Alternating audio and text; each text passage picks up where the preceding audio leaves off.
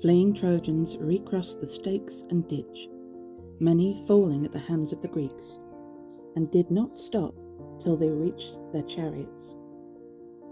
As they paused there, panic-stricken and pale with terror, Zeus, who was still lying on the heights of Mount Ida beside Hera of the Golden Throne, awoke, and leaping to his feet, took in the situation.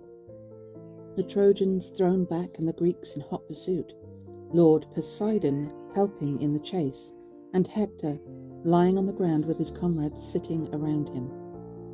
Hector was breathing in some discomfort and coughing up blood.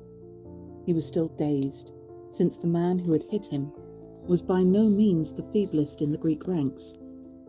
The father of men and gods was filled with pity at the sight of him.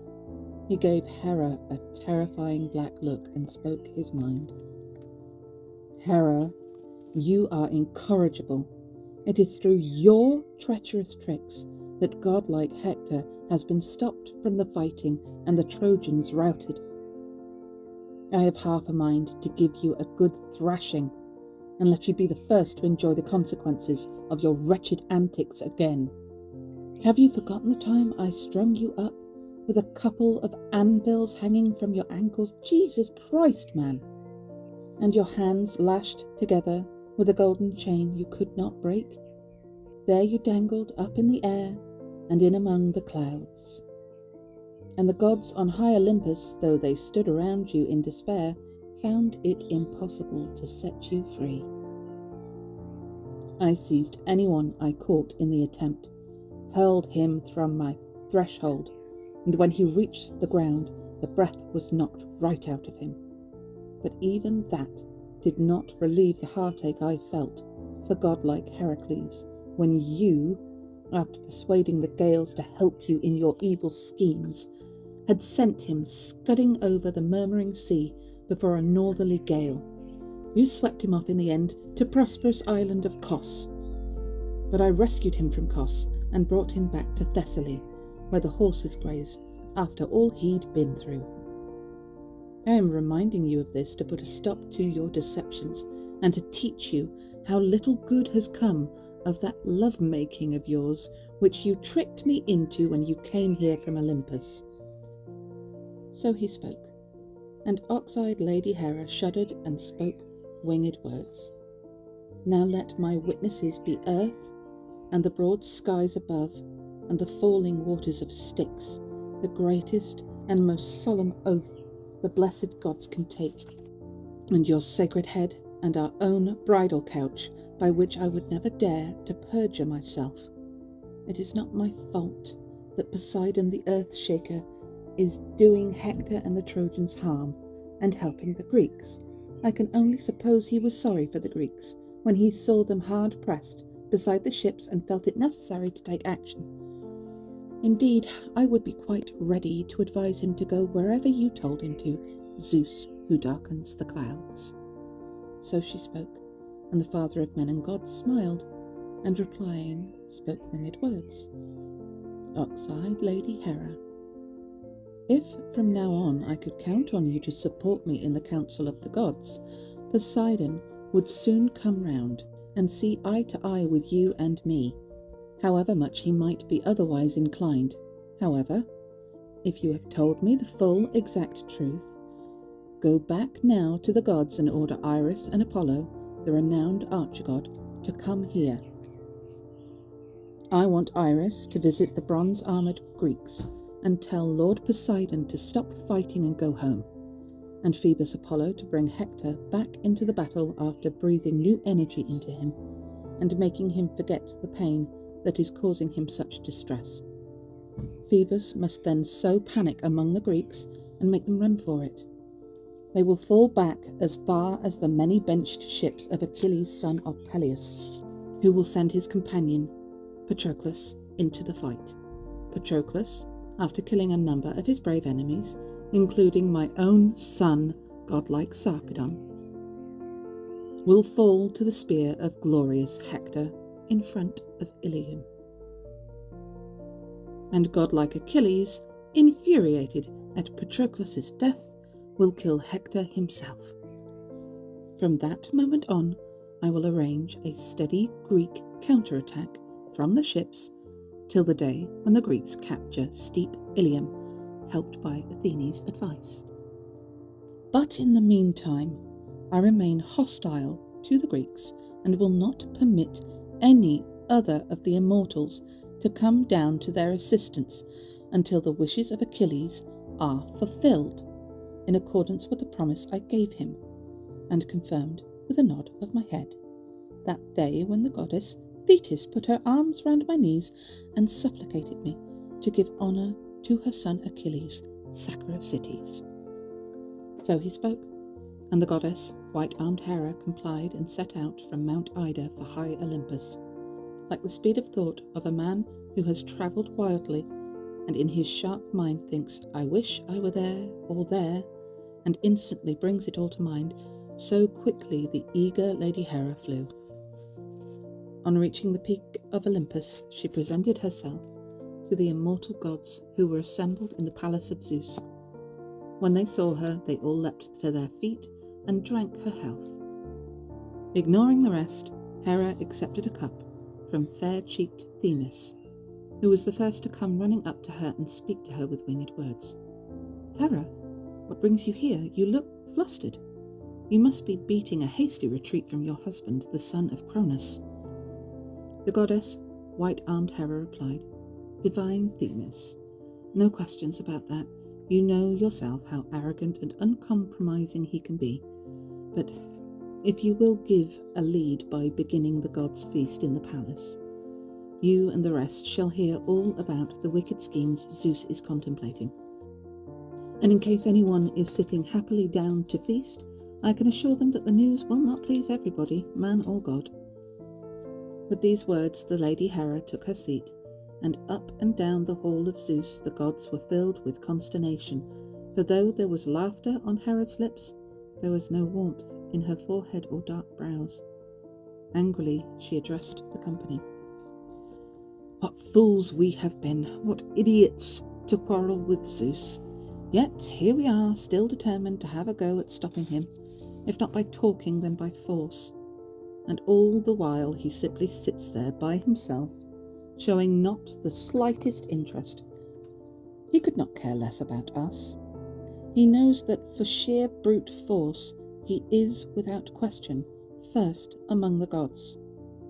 As a result, you all have to take whatever troubles he may send you lying down. For example, if I am not mistaken, a calamity has already overtaken Ares. A son and favourite of his, Ascalaphus, has fallen in action. Imperious Ares does claim to be his father, does he not? So she spoke, and Ares slapped his sturdy thighs with the flat of his hand, and in anguish said, Gods who live on Olympus, don't get angry with me now if I go down to the Greek ships and avenge the slaughter of my son, even if it is my destiny to be struck down by Zeus's thunderbolt and join the bodies in the blood and dust. So he spoke, and called to his sons Panic and Rout to yoke his horses, while he himself put on his glittering armour. And now another quarrel, even greater and more disastrous than the last, would have broken out between Zeus and the immortals, if Athene, in her terror for the whole divine community, had not leapt from her chair and dashed out after Ares through the porch. She snatched the helmet from his head, the shield from his shoulders, and put away the bronze spear she took from his sturdy hand. She then gave the wild war god a piece of her mind. You maniac! You idiot! You're done for. You clearly don't have ears to hear with. Reason, restraint, all gone. Did you not hear what we were told by Hera, who has come straight from Olympian Zeus? Or do you really wish to get a thrashing for yourself, and to be chased back to Olympus with your tail between your legs, while the rest of us reap the whirlwind you've sown? I tell you, Zeus will leave those proud Trojans and Greeks without a moment's thought, come straight here to Olympus and cause absolute mayhem, seizing each of us in turn, innocent and guilty alike. Take my advice, then, and forget your anger for your son. Many a finer and stronger man than he has been killed before now, and will be killed in the future. It would be very difficult to protect the family and children of every man on earth." With these words, Athene led the wild war god back to his chair. Hera then called Apollo and Iris, who is the messenger of the immortal gods, out of the palace and spoke winged words. "Zeus requires you two to go with all speed to Mount Ida. When you have reached the palace and appeared before him, you will carry out whatever orders he gives you." With these words, the Lady Hera went back in again, sat down on her throne, and the pair flew off at speed. When they reached Mount Ida of the many springs, mother of sheep, they found far-thundering son of Cronus sitting on the summit of Gargarus, enveloped in a perfumed mist. They came and stood before Zeus, who marshals the clouds. He had no fault to find with them, since they had carried out his wife's instructions promptly.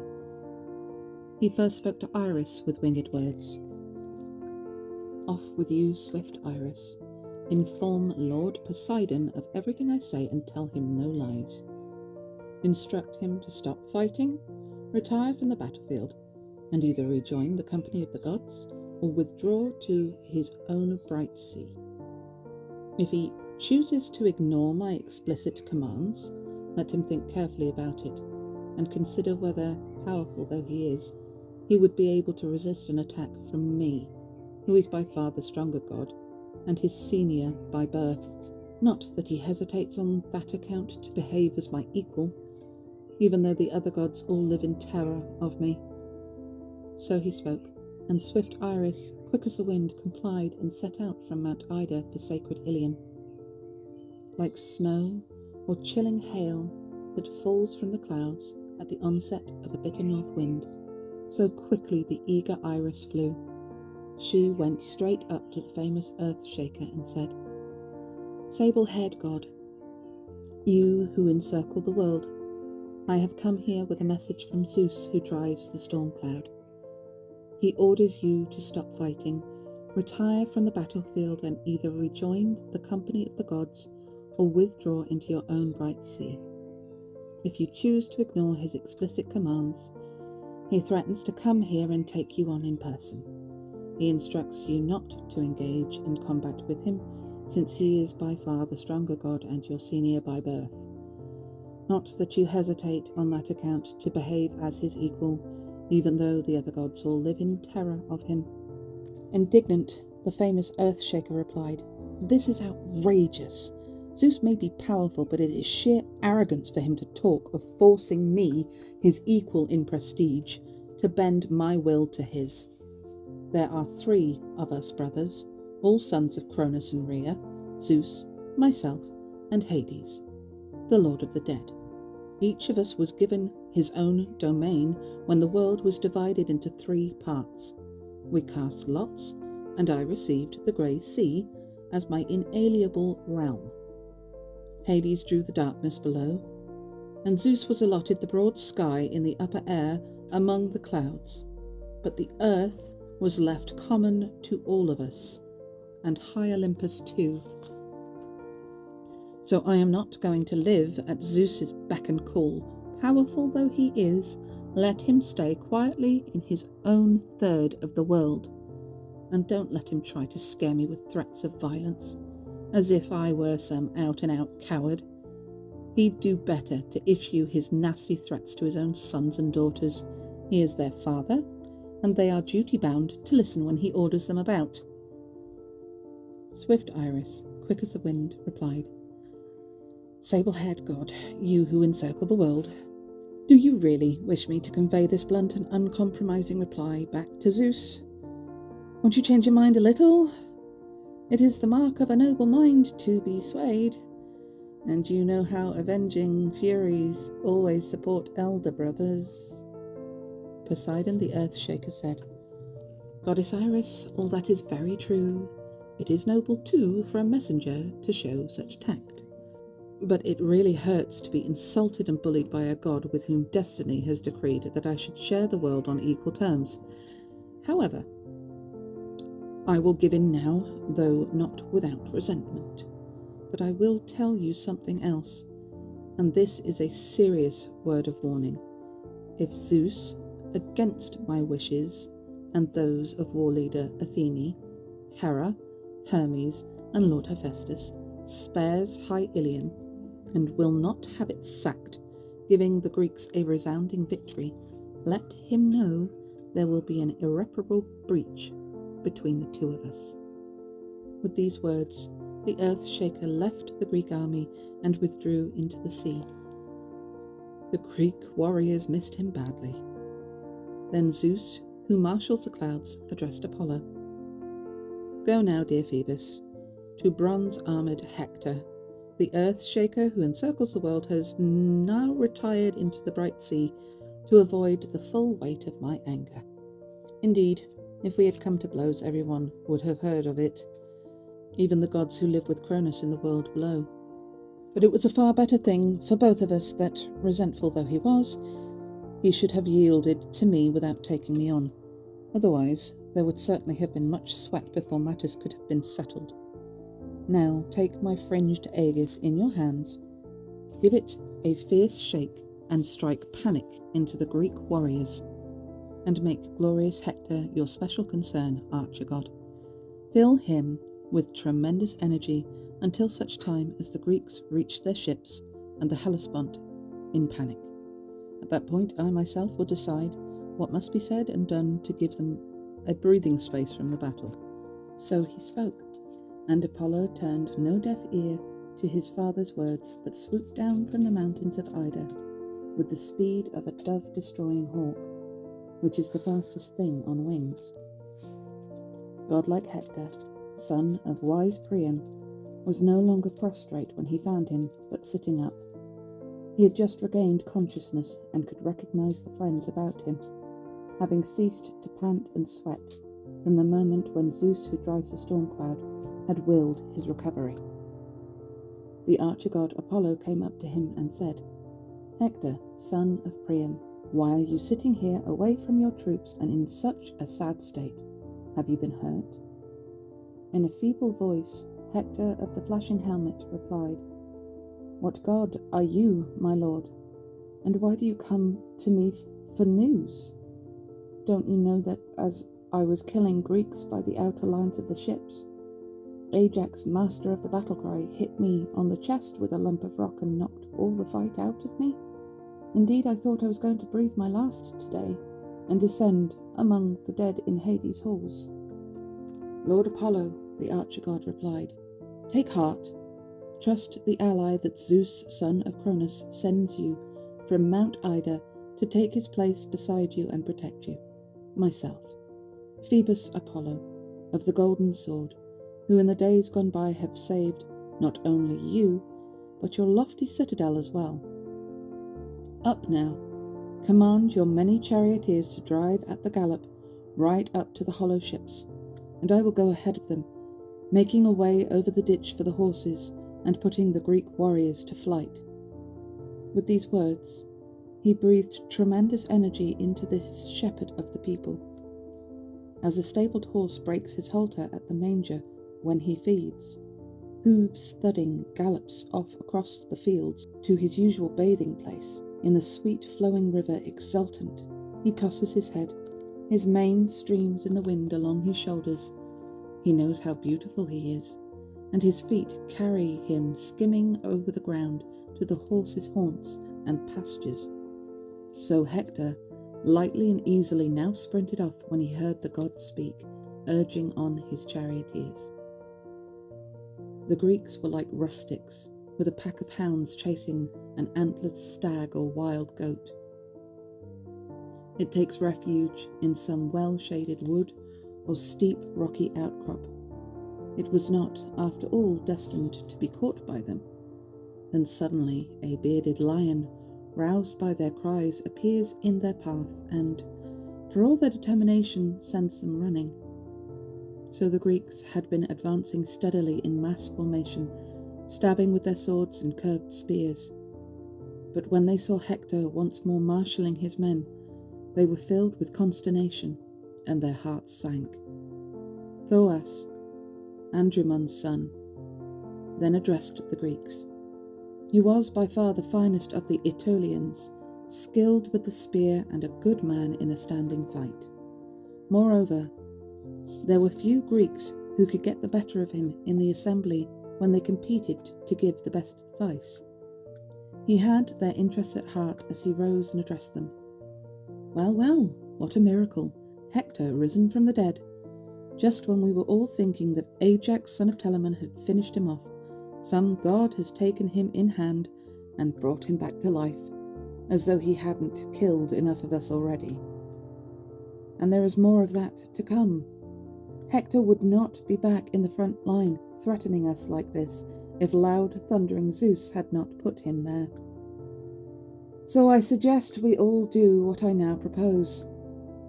Let the main body retreat to the ships, while we that claim to be the best men in the army make a stand, with our spears up at the ready, in the hope of holding Hector's first attack. For all his determination, I have an idea he'll think twice about engaging with such a Greek force. So he spoke, and they heard and agreed. They gathered their best men to form a closed battle line against Hector and his Trojans, under the leadership of Ajax, Lord Idomeneus, Teucer, Meriones, and Meges. Behind them the main force retreated to the Greek ships. The Trojans advanced in a mass, and Hector led them striding confidently forward. In front of him, with a mist round his shoulders, went Phoebus Apollo, holding the lively Aegis, grimly resplendent with its fringes, the very Aegis that the bronze smith Hephaestus had given to Zeus to strike panic into men. With this in his hand, Apollo led the Trojan army, but the Greeks awaited them in mass formation. A deafening roar went up from either side, and arrows leapt from the string. Many spears launched from strong arms landed in young warriors' bodies, while many others fell short before they could enjoy white flesh and stuck in the earth, thirsting to take their fill. As long as Phoebus Apollo kept the Aegis steady in his hands, volley and counter-volley found their mark and men kept falling. But the moment came when, looking the Greeks full in the face, he shook the Aegis at them and gave a great shout. Then their hearts were bewildered, and all the fight went out of them. As two wild animals stampede a herd of cows or some great flock of sheep in the depths of the dark night, emerging all of a sudden when the herdsman is not there, so the demoralized Greeks were routed. It was Apollo himself who had unleashed panic among them and gave Hector and his Trojans the glory. Having broken the Greek ranks, the Trojans began to pick off the Greeks one by one. Hector killed Arcesilaus and Stichius, one a leader of the bronze-armoured Boeotians, and the other a loyal follower of great-hearted Menestheus. Meanwhile, Aeneas slew Medon and Iasus. Medon was an illegitimate son of godlike Oileus, and so a brother of Ajax. But he lived in Phylace, a long way from the land of his fathers, because he had killed a kinsman of his stepmother, Areopis, Oileus's wife. Iasus was one of the Athenian leaders, and his father was Sphelus. Polydamas killed Mecisteus. Polites killed Echion in the front line, and godlike Agenor slew Clonius. Deiochus, as he joined the other front ranks in their flight, was hit from behind at the base of the shoulder by Paris, whose bronze spear passed clean through him. While the victors were stripping the dead men of their arms, the Greeks, dashing in panic this way and that, and entangled in their own ditch and palisade, were forced to take refuge behind the wall. Seeing this, Hector called out to the Trojans in a loud voice, "On to the Greek ships! Forget about seizing the blood-stained armour. Any straggler I see, anyone who does not follow me there, I'll put to death on the spot. What's more, he'll get no funeral from his relatives and womenfolk. The dogs will tear his body in front of Ilium." That's a bit harsh. With these words, and swinging his arm right back, he whipped on his horses and sent a great cry across the Trojan ranks. His charioteers to a man gave an answering shout, and with a mighty roar drove on their horses and chariots.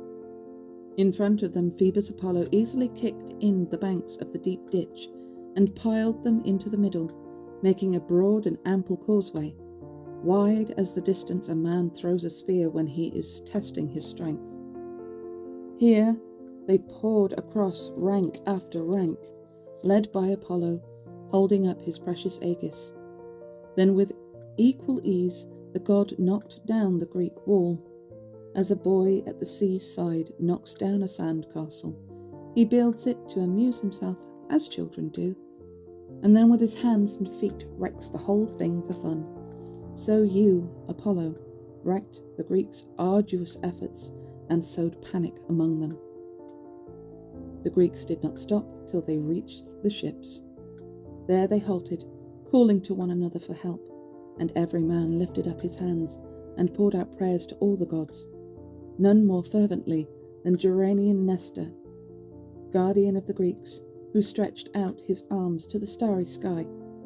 "Father Zeus, if ever any of us back in Greece, with its rich cornfields, burnt you the fat thigh of an ox or sheep, as he prayed for a safe return, and you promised it to him with a nod of your head, remember that moment now, Olympian. Save us from this day of death, and don't let the Trojans overwhelm the Greeks so completely." So he spoke in prayer, and Zeus, wise in counsel, thundered aloud when he heard the prayer of the ancient son of Neleus. But when the Trojans heard the thunderclap of Zeus, who drives the storm cloud, they fell on the Greeks more fiercely than ever, their will to fight renewed. As a great roller on the high seas tumbles over the sides of a ship when a storm whips up the waves and drives them on, so with a roar the Trojans swept across the wall, lashing their horses on. In a moment they were fighting hand to hand by the ships, the Trojans from their chariots with their curved spears, and the Greeks from high up on the black sterns, where they had climbed with the great pikes built up in sections and tipped with bronze, which they kept on board for fights at sea. Now Patroclus, so long as the Greeks and Trojans were fighting for control of the wall and were some way from the ships, sat with amiable Eurypylus in his hut, and while entertaining him with his talk, applied herbs to his ugly wound to soothe away the pain. But when he saw the Trojans swarming across the wall and heard the Greeks yelling and panicked, he gave a groan, slapped his thighs with the flat of his hands, and said in his distress, "Eurypylus, I can't stay here with you any longer, however much you need me. It's critical out there. Your attendant must look after you, while I hurry back to Achilles to do my best to make him fight. Who knows? With some divine help, my suggestions might stir him to change his mind. No, Patroclus, you're going to die." A friend's advice is often the most effective. Even as he spoke, his feet were on the move. Meanwhile, the Greeks resolutely resisted the oncoming Trojans, but, though they outnumbered them, were unable to drive them back from the ships. Nor, for their part, were the Trojans able to break the Greek lines and get through to their ships and camp. As a string stretched along a ship's timber enables a skillful carpenter who has mastered his trade under the guidance of Athene to draw a straight line, so battle was pulled tight, neither front line yielding an inch. While parties of his men attacked at other ships, Hector made straight for illustrious Ajax, and the two of them fought it out over one vessel. Hector could not drive Ajax off it, and set it on fire, and Ajax was equally unable to repel Hector once the god had brought him to the spot. Then glorious Ajax hit Calator in the chest with a spear as he was carrying fire to the ship. Calator thudded to the ground, and the brand dropped from his... Who was carrying the fire? Oh, Calator, sorry, my bad. Calator thudded to the ground, and the brand dropped from his grip. Hector, seeing his cousin fall in the dust in front of the black ship, called out to the Trojans and Lycians in a loud voice. "Trojans, Lycians, and you Dardanians, that like your fighting hand to hand, don't yield an inch in this narrow space we are in. Calator's been killed in action round the ships. Rescue him, or the Greeks will have his armour off him." With these words he flung a glittering spear at Ajax, but missed him. He struck Lycophron from Cythera, Ajax's attendant, who had come to live with him after killing a man in sacred Cythera. Lycophron was standing by Ajax when Hector's sharp bronze spear struck him on the head above the ear. Ouch! He tumbled backwards from the ship's stern to the ground and crumpled up in the dust. Ajax shuddered and called to his brother. "Dear Teucer, we've lost our faithful friend Lycophron, who came from Cythera to live with us, and we thought as much of him as we did our own parents. Great-hearted Hector has just killed him. Where are your deadly arrows and the bow you had from Phoebus Apollo?" So he spoke, and Teucer understood him, and running to his side with his curved bow and full quiver, began at once to direct his arrows at the Trojans. The first man he hit was Cletus? Not clitoris.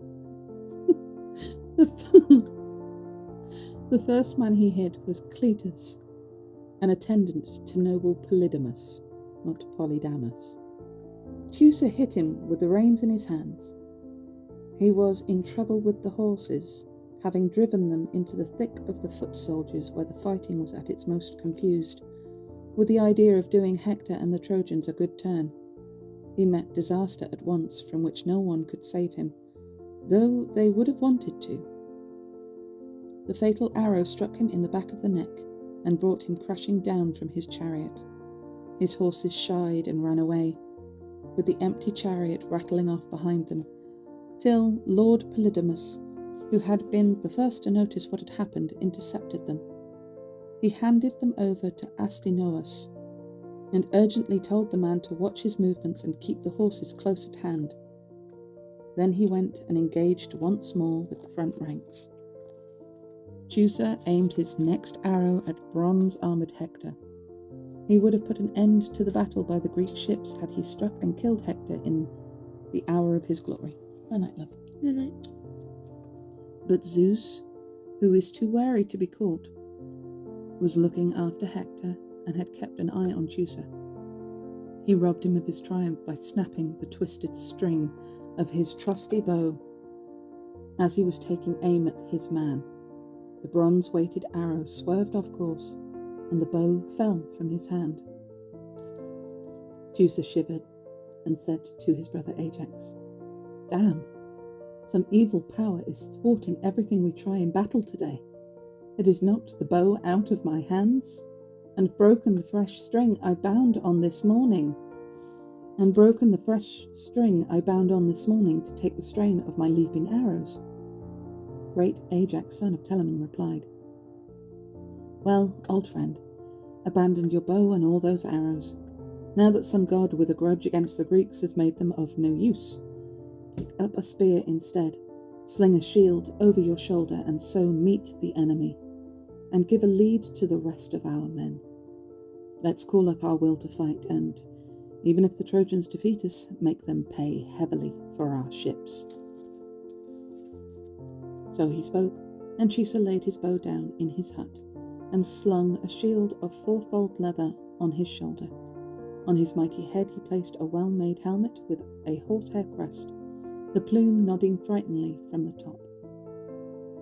Then he took up a powerful spear tipped with sharp bronze, and setting out at a run was soon at Ajax's side. When Hector saw Teucer's weapons were out of commission, he called to the Trojans and Lycians in a loud voice, "Trojans, Lycians, and you Dardanians that like your fighting hand to hand, be men, my comrades, and call up that fighting spirit of yours here by the hollowed ships. I saw with my own eyes how one of their best men was stopped by Zeus from shooting any more. There is no mistaking help from Zeus. He makes it plain. both to the side for whom he is planning victory and to those he is weakening and refusing to help. See how he is weakening Greek resistance and supporting us? Mass together then and attack the ships. If anyone is hit or stabbed and meets his fated end, so be it. He will have fallen for his country, and that's no dishonourable death. He will leave his wife and children safe for the future, and his house and land secure, once these Greeks have sailed back to the land of their fathers. So Hector spoke and put fresh heart and courage into every man. Ajax on his side immediately called out to his followers, "Shame on you, Greeks! Today we have no choice but to perish here or save the ships and live. Or do you think you'll all get home on foot if Hector of the flashing helmet takes the ships? He is desperate to set them on fire. Can't you hear him driving his whole army on? And believe me, he's not inviting them to a dance but to a fight. Our only hope, our only strategy, is to face them in battle, hand to hand and man to man. Whether we live or die, it's better to settle the matter once and for all than let a weaker enemy squeeze the life out of us in the heat of the battle by the ships." So Ajax spoke and put fresh heart and courage into every man. Now Hector killed Scidius, a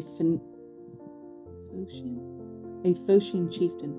Ajax killed noble Laodamas, an infantry commander, and Polydamas slew Otus from Cyllene, a leader of the great-hearted Eleans and a friend of Magus. Magus, when he saw this, leapt at Polydamas, but Polydamas avoided his attack by recoiling. Apollo was not going to let him fall in the front line, and Magus missed. Magus then stabbed Croesimus full in the chest with his spear. Croesimus thudded to the ground, and Magus began to strip the armour from his shoulders, but as he did so he was assaulted by Dolops, who was an expert with the spear. This man was a son of Lampus, the best son he had and a practised fighter, and grandson of Laomedon. Attacking at close range, Dolops pierced the centre of Magus's shield with his spear, but Magus was well served by the stout body armour he was wearing, with its metal plates. His father, Phyleus, had brought this armour from Ephyre and the river Selleis, where his host, Euphetes, lord of men, had made him a gift of it to wear when he went to war and protect him from his enemies. Now it also saved his son from destruction. Magus stabbed with his sharp-pointed spear at the plumed crown of Dolops' bronze helmet and sheared the horsehair crest clean off the top. The whole ornament, resplendent in its fresh purple dye, fell in the dust. But Dolops did not despair of winning. He stood his ground and fought on. What he did not notice was that warlike Menelaus, spear in hand, had come to Magus's help, and crept up on his flank. Menelaus hit him in the shoulder from behind, and the eager spear point forced its way through and came out at his chest. Dolops fell headlong, and Menelaus and Magus rushed in to strip the bronze armour from his shoulders. Hector called on all his relatives to rally, and singled out mighty Melanippus for rebuke. This man, before the invasion, had lived at Percote, where he grazed his shambling cattle. But when the Greeks arrived in their rolling ships, he returned to Ilium, distinguished himself among the Trojans, and lived with Priam, who treated him like one of his own children. Hector shouted angrily at him, "Melanippus, are we to take things lying down like this? Is it nothing to you that they have killed your cousin Dolops? Or don't you see them helping themselves to his armour? Come with me now. We can't grapple at a long range with these Greeks any longer. Either we destroy them, or they destroy lofty Ilium from top to bottom and slaughter all our people." With these words Hector led the way, and godlike Melanippus went with him. Meanwhile, great Ajax, son of Telamon, was stirring up the Greeks. "Fellow warriors, be men. Think of your reputations. and in the heat of battle fear nothing but dishonour in each other's eyes. When warriors fear disgrace, then more are saved than killed. There is no honour or safety to be found in flight." So he spoke, and though they scarcely needed this encouragement to defend themselves, the Greeks took his words to heart and ringed their ships with a fence of bronze. But Zeus still urged the Trojans to attack. Menelaus, master of the battle cry, then spurred on Antilochus. "We have nobody younger than you, Antilochus, and no one quicker on his feet or bolder in a fight. Why not race out and see if you can bring a Trojan down?" With these words Menelaus withdrew, but he had inspired Antilochus. He leapt out from the front line and, looking carefully round, let fly with his glittering spear. The Trojans leapt back when they saw it coming, but his spear did not leave his hand for nothing. He caught proud Melanippus beside the nipple again on his chest as he was advancing into battle. Melanippus thudded to the ground, and night enveloped his eyes. Antilochus pounced on him like a hound leaping on a stricken fawn that a huntsman has killed and brought down with a lucky shot as it started from its lair. So Melanippus did resolute Antilochus leap at you to strip you of your arms. But godlike Hector, who had seen what he had done, came running up through the melee to confront him, and Antilochus, brisk fighter though he was, did not await his arrival. He ran for it like a wild beast that has done wrong in killing a dog or herdsman, and takes to its heels before a crowd is put together to chase it. So Nestor's son Antilochus fled, pursued by deafening cries and a hail of deadly missiles from the Trojans and Hector. But he turned and stood his ground when he reached his own contingent. The Trojans now stormed the ships like flesh-eating lions, fulfilling the orders of Zeus, who filled them with tremendous energy and bewildered the spirits of the Greeks by denying them all success and encouraging their enemies. He was planning to give Hector the glory so that he could hurl unquenchable fire on the beaked ships and satisfy all the unreasonable demands of Thetis. Zeus, wise in counsel, was waiting to see the blaze of a ship on fire. From that moment, he intended the Trojans to be thrust back from the ships and the Greeks to be victorious. All this was in his mind as he spurred on Hector, son of Priam, to attack the hollow ships. Not that Hector lacked determination. He raged like Ares, the spear-wielding war god, or like destructive fire in the thickets of a deep forest in the mountains. There was foam on his mouth, his eyes flashed under lowering brows, and his helmet swayed menacingly on his temples as he fought. Zeus himself was Hector's ally in the sky, selecting him alone from that great crowd of men for honour and glory, since he had but a short time to live. Pallas Athene was already speeding on the day when he should fall to Achilles, mighty son of Peleus. Hector's aim was to break the enemy line, wherever he saw the greatest numbers and best armed men. He put it to the test, but he failed to break through, for all the ferocity of his assault. Packed as tight as the stones in a wall, the Greeks held firm, like a great sheer cliff that faces the grey sea and resists the onslaught of the howling winds and vast waves roaring on at it. So resolutely did the Greeks stand up to the Trojans and never turn to flight. At last, his fiery armour blazing all around him, Hector burst into their midst. He fell on them as a great tossing wave, whipped up by the winds and the clouds, breaks against a ship. She is completely hidden by the spray. The terrifying blast of the wind howls in her sail, and the crew, shocked and panicked, are saved from destruction by a hair's breadth. So Greek morale was utterly shattered. Hector fell on them like a murderous lion coming across cattle grazing in numbers in the pastures of some great water meadow.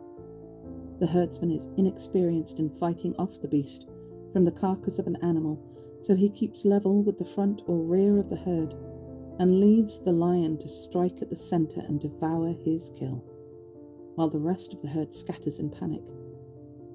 So the whole Greek force was miraculously put to flight by Hector and Father Zeus. Hector killed just one Greek.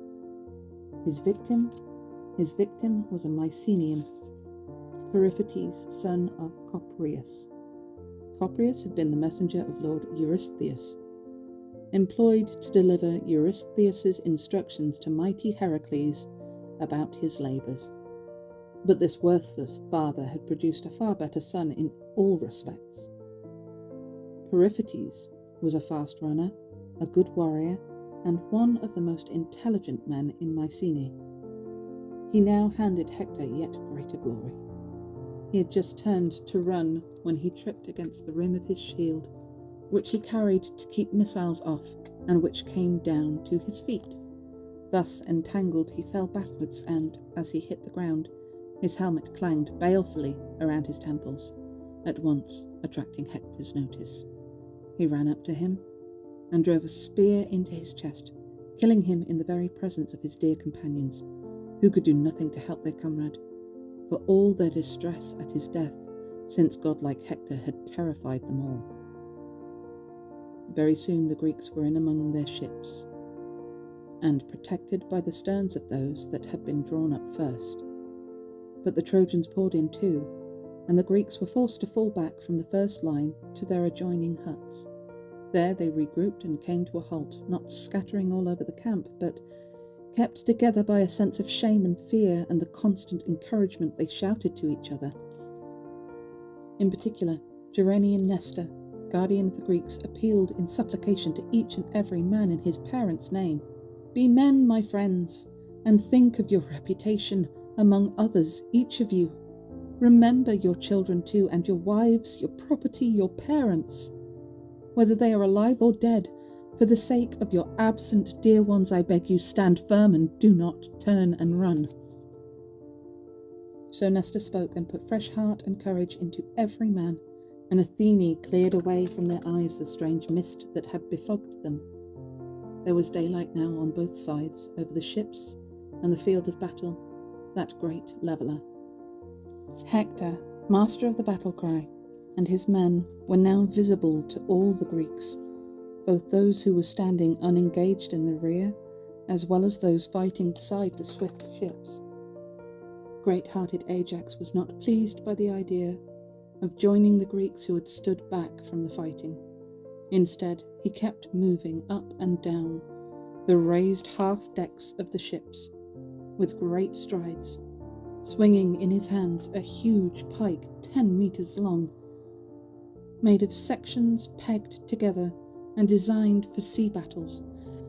As an expert trainer harnesses together 4 horses and gallops them from the plain to a big town down a busy road, many men and women look on in admiration as he keeps jumping from one mount to another without slipping as they race along.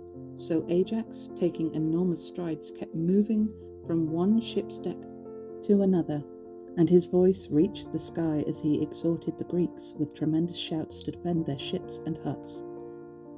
Hector was equally unwilling to linger among the crowd of his Trojan men-at-arms.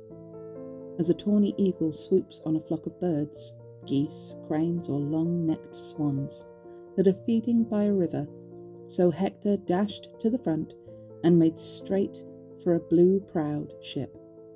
Zeus, with his great hand, urged him on from behind and spurred his men to follow. So once again an intense struggle broke out around the ships. You would think they had gone fresh and unwearied into the fight, so eagerly did they come to grips. But this was the attitude of the combatants. The Greeks felt they were in for disaster and would be destroyed, but every Trojan there was filled with the hope of burning the ships and killing the Greek warriors. Such were their expectations as they closed in conflict. Hector at last got his hands on the stern of a ship. It was the speedy seafaring vessel that had brought Protesilaus to Troy, though it never carried him home again to the land of his fathers.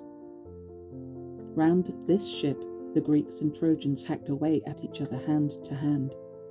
It was not a matter now of keeping their distance and weathering volleys of arrows or spears on either side, but United in resolution, they stood man to man and fought it out, with sharp axes and hatchets, long swords and curved spears. Many a fine, black-hilted sword fell to the ground from warriors' hands, and many another was cut from their shoulders as they fought. The earth ran black with blood. Hector, once he had laid hold of the ship, never let go, but kept his hands on the stern post and shouted to the Trojans, "Bring fire, mass, and charge! This is the day, worth all the rest, when Zeus allows us to destroy their ships. They came here against the will of the gods and started all our troubles, but that was through the cowardice of our elders. When I wished to carry the fighting up to the ships, they stopped me and held back my troops. But as surely as far thundering Zeus blinded us then, he is backing us today and sweeping us on." So he spoke, and they fell on the Greeks with even greater ferocity. Ajax himself, overwhelmed by missiles, could no longer hold his position, but, in fear of death, gave way a little and retreated from the ship's afterdeck towards the 2-meter crossbench amidships. There he stood, on the alert, and when any Trojan came up with a blazing torch, he fended them off from the ships with his pike. And all the time, in that terrifying voice of his, he was calling to the Greeks, "Friends, Greek warriors, attendants of Ares, be men, my comrades, and call up that fighting spirit of yours. Do you imagine we have allies in the rear, or a better wall to keep off disaster? There is no walled town nearby with reinforcements to save the day. We are in a plain controlled by Trojan men-at-arms. The sea is at our backs, and the land of our fathers is a long way off, so our only salvation is to fight. There is no tenderness in war." He spoke, and kept thrusting furiously with his sharp pike. Whenever a Trojan came near the hollow ships with a burning brand, in the hope of gratifying Hector, who was urging them on, Ajax was ready and hit him with the enormous weapon. He stabbed 12 men like that, hand to hand, in front of the ships.